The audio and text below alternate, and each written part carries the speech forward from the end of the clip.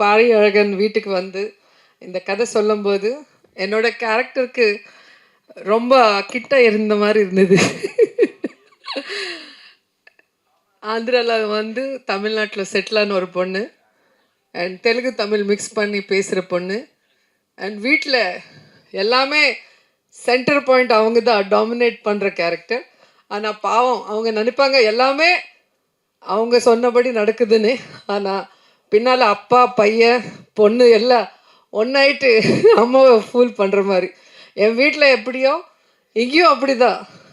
So எனக்கு ஒவ்வொரு scene பண்ணும்போது எனக்கு என்னோடய வீட்டில் என் பையன் பொண்ணு நான் செல்வா எப்படி இருப்போமோ அதுக்கு ஞாபகம் வந்துகிட்டே இருந்தது.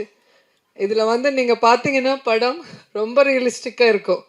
ஃபேமிலி என்டர்டெயின்மெண்ட், அந்த அஃபெக்ஷன்ஸ், அந்த டாமினேஷன், அந்த கண்ட்ரோல் பண்ணுற விதம், அதே நேரத்தில் பசங்க மேலே அன்பில் அவங்களுக்கு பிடிக்காத விஷயம் எப்படி கன்வின்ஸ் ஆவாங்க கிளைமேக்ஸ்லங்கிறது ரொம்ப கண்ணில் தண்ணி வர மாதிரி சீன்ஸ் பாரி அழகன் ரொம்ப அழகாக எடுத்திருக்காங்க.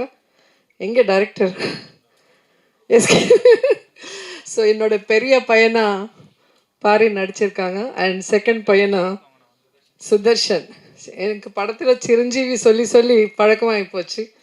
இவர் நல்ல பிள்ளை மாதிரி எங்கூடவே இருந்து அண்ணா மேலே போட்டி விட்டுட்டே இருப்பார்.